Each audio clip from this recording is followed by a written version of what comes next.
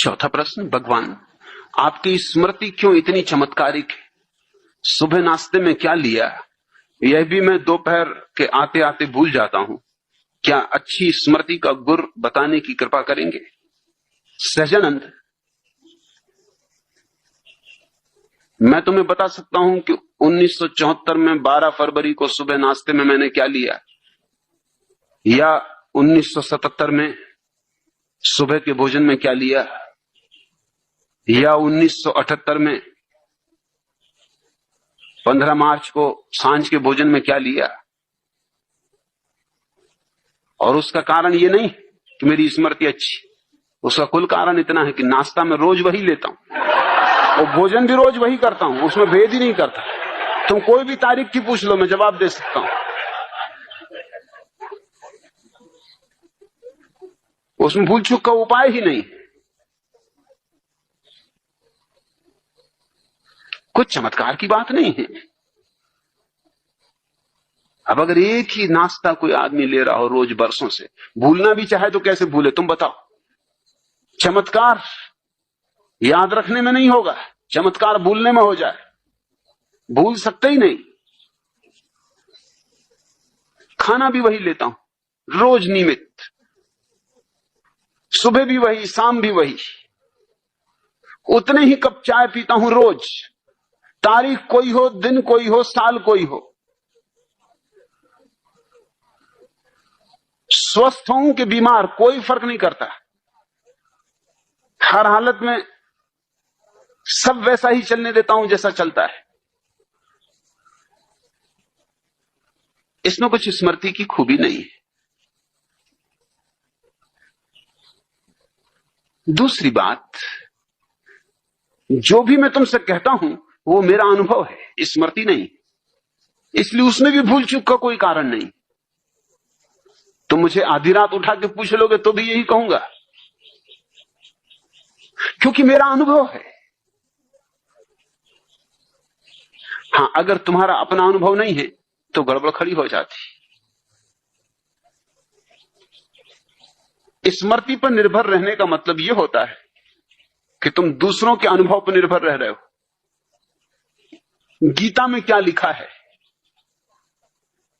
अगर यह तुम्हें याद रखना है तो स्मृति चाहिए। कुरान में क्या लिखा है, अगर यह तुम्हें याद रखना है तो स्मृति चाहिए। मैं गीता कुरान की फिक्र ही नहीं करता, और कभी अगर गीता कुरान का उल्लेख भी करता हूं तो भी इसकी फिक्र नहीं करता कि लिखा भी है उनमें ऐसा कि नहीं लिखा है। मैं नागपुर में था और मैंने एक बुद्ध के जीवन की कहानी कही कि बुद्ध एक रास्ते से गुजर रहे हैं। वो उनके बुद्धत्व के उपलब्धि के पहले की घटना है। वो अपने एक शिष्य से बात कर रहे हैं, एक मक्खी उनके मुंह पे आके बैठ गई। बात जारी रखी उन्होंने, और जैसा कि आमतौर से हम करते हैं, मक्खी को यंत्रवत हाथ से उड़ा दिया। फिर ठिठक के खड़े हो गए।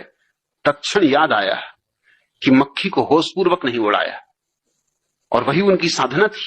वही साधना में वो लगे थे कि प्रत्येक कृत्य होशपूर्वक करना, यंत्रवत नहीं। अब मक्खी तो थी नहीं, वो तो उड़ गई थी। मक्खी को क्या मतलब कि तुमने यंत्रवत उड़ाया कि होशपूर्वक उड़ाया? मक्खी को क्या लेना देना, वो तो हाथ देख के उड़ गई। लेकिन बुद्ध अपने हाथ को उठाए फिर से, जैसे कि मक्खी बैठी हो। शिष्य खड़ा होकर भौचक्का देखता रहा। बुद्ध हाथ को ले गए सिर के पास, मक्खी को उड़ाया जो कि वहां थी नहीं। फिर वापस हाथ को नीचा किया। फिर जहां बात टूट गई थी वहां बात शुरू की। शिष्य ने कहा, मैं बात तो भूल ही गया, मैं ये पूछना चाहता हूं ये आपने क्या किया? मक्खी तो कब की उड़ चुकी, आप पहले उड़ा चुके, अब क्या उड़ा रहे थे? बुद्ध ने कहा, अब मैं इस तरह उड़ा रहा था जैसे कि मुझे पहले उड़ाना चाहिए था। भूल हो गई, भूल सुधार कर रहा था और देख रहा था कि किस तरह उड़ाना उचित होता है। वो मैंने अनुभव करके देखा। एक बौद्ध भिक्षु मेरी ये बात सुन रहे थे। वो रात मुझसे मिलने आए। उन्होंने कहा, कहानी तो आपने बड़ी अद्भुत कही, लेकिन मैं त्रिपिटक पढ़ चुका हूं, पूरे शास्त्र बौद्धों के। ये कहानी कहीं है ही नहीं। तो मैंने कहा जोड़ लेना, छूट गई होगी, लिखने वाले भूल गए होंगे। वो मुझे बहुत भौचक्के होकर देखे, उन्होंने कहा आप कहते क्या? 2500 साल बाद आप कैसे सुधार कर सकते हैं शास्त्र? मैंने कहा मुझे शास्त्र से कुछ लेना देना नहीं, मैं बुद्धत्व का स्वाद जानता हूं। ये कहानी घटनी ही चाहिए। बुद्धत्व की साधना में जो लगा है उसके जीवन में ऐसी घटे वैसी घटे, कोई और ढंग से घटे, मगर ये घटनी ही चाहिए। कई तरह घट सकती। उन्होंने कहा बात तो बिल्कुल जमी, बात समझ में भी आई कि बुद्ध की सारी साधना ही जागरूकता की है। तो मैंने कहा कि बस बात जमने की बात है, बात समझने की बात है। बुद्ध की अंतरधारा के विपरीत तो नहीं है बात। उन्होंने कहा नहीं, अंतरधारा के विपरीत नहीं, अंतरधारा के बिल्कुल अनुकूल है।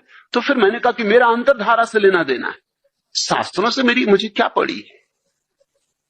हो शास्त्र में तो ठीक, ना हो शास्त्र में तो ठीक।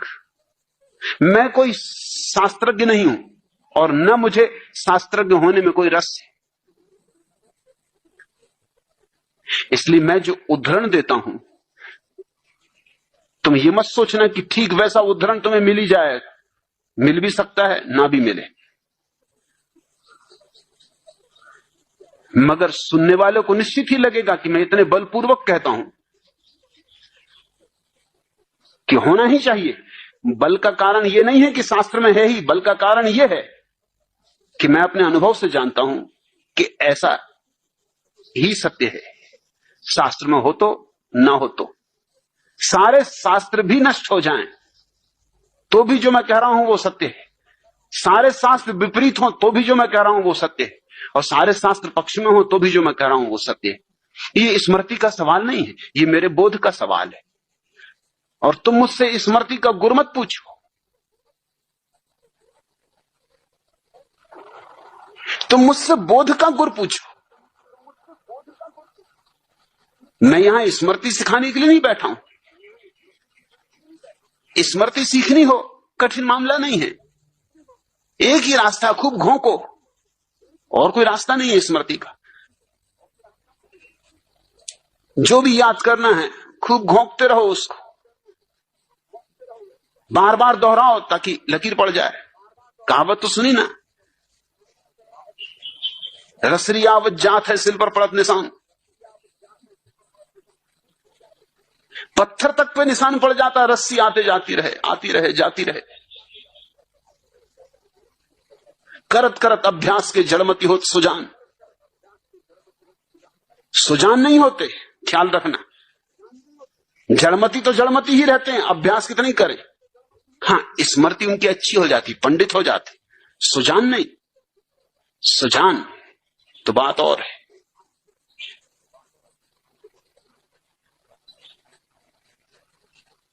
और जड़मती भी, अगर कोई पक्की जड़मती हो तो ये कहावत भी उन पर लागू नहीं होगी। रस्सी आती रहे, जाती रहे, घिस जाएगी, रस्सी टूट जाएगी, उनकी सिल पे निशान वगैरह नहीं पड़ेगा। अगर सिल ही मजबूत हो तो क्या करेगी रस्सी। सजानंद, अगर किसी चीज को याद करना है तो दोहराओ, दोहराते रहो। इसी तरह तो पाठ कर रहे हैं लोग बैठे रोज सुबह गीता का, कुरान का, दोहराते रहते हैं, दोहराते रहते हैं, दोहराते रहते हैं। तोते को भी तुम रोज रोज कहो कि कहते रहो मिट्ठू राम राम राम राम, तोता भी घबरा जाता है सुन सुन के कि राम राम राम राम, वो भी कहने लगता है कि राम राम राम राम। तोतों तक में स्मृति आ जाती, मगर कोई सुजान नहीं हो जाता तोता। मुझसे तो तुम पूछो बोध का गुर, बुद्धत्व का राज। इसलिए मुझसे पंडित नाराज है, क्योंकि उनको अड़चन होती, उनको हैरानी होती वो शास्त्र की बंधी हुई लकीरों से जीते। मैं कबीर पर बोला तो कबीर पंथियों के जो प्रधान हैं उनका पत्र आया, लंबा पत्र आया कि और तो आपने सब अच्छा कहा, लेकिन एक जगह आपने कबीर की इस तरह व्याख्या की जो शास्त्रीय नहीं। तो मैंने उनको लिखवा दिया कि वो शास्त्रों का दुर्भाग्य, उसमें मैं क्या कर सकता हूं। मुझे जो कहना है वही कहूंगा। शास्त्र का समर्थन मुझे मिलना चाहिए, इसकी न तो अपेक्षा है न जरूरत है न प्रयोजन है। मैं जो भी बोल रहा हूं उसका प्रमाण मैं हूं, उसका प्रमाण कहीं और नहीं है। इसलिए मैं सारी बातों को बलपूर्वक बोल सकता हूं। ऐसा बल स्मृति का नहीं होता, ऐसा बल स्मृति में हो ही नहीं सकता, और भूलने का कोई सवाल ही नहीं उठता। अपना अनुभव है, भूलूं भी तो कैसे भूलूं? जो जाना है सो जाना है। इधर से पूछो, उधर से पूछो, हजार ढंग से पूछो, मैं वही कहूंगा जो मुझे कहना है। कई लोगों ने मुझे खबरें की कि आप भी गजब हैं, कबीर पे बोलते हैं तो ऐसा लगता है कबीर ठीक, और मीरा पे बोलते हैं तो ऐसा लगता है मीरा ठीक, और रैदास पे बोलते हैं तो ऐसा लगता है रैदास ठीक, और फरीद पे बोलते हैं तो ऐसा लगता है फरीद ठीक, और नानक पे बोलते हैं तो लगता है नानक ठीक। मैं उनको कहना चाहता हूं कि मुझे उनके ठीक और गलत होने से कुछ लेना नहीं, मुझे तो जो ठीक है वही बोलना है। वो तो बोतलें हैं, शराब मैं अपनी भरता हूं। अब बोतलों से शराब में क्या फर्क पड़ता है? नानक की बोतल कि कबीर की बोतल, गगरी किसी की भी, अनुभव तो मैं अपना डालता हूं। इसलिए पंडित नाराज होते हैं। कबीर पंथियों का जो पंडित है वो नाराज होगा। जो लोग अनुभव की दिशा में चल रहे हैं वो तो कबीर के संबंध में मैंने जो कहा है उससे आह्लादित हो जाएंगे, मगर कबीर को पांडित्य की तरह पकड़ने वाला आदमी नाराज हो जाएगा। अब कबीर जैसे आदमी को भी तुम पंडिताऊ ढंग से पकड़ते हो तो हद हो गई। तो तुम किसको छोड़ोगे? कबीर ने कहा है मसी कागज छुओ नहीं, कि मैंने कभी कागज और स्याही हाथ से नहीं छुई। और कबीर ने कहा लिखा लिखी की है नहीं, देखा देखी बात। मगर कबीर को मानने वाले उनके जो बड़े महंत थे उनने पत्र लिखा बड़े गुस्से में कि आपने जो कहा ये शास्त्र के विपरीत पड़ रहा है।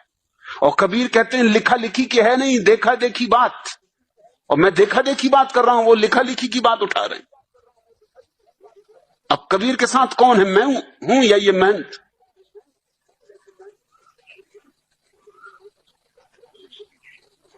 कबीर जैसे व्यक्ति को जिसने कहा कि ढाई आखर प्रेम के पढ़े सो पंडित हो, उसको भी लोग किताबों में पकड़े हुए, पोथियों में जकड़े हुए। मेरी स्मृति कुछ बहुत अच्छी नहीं, मगर मैं फिक्र भी नहीं करता। फिक्र करो तो अड़चन।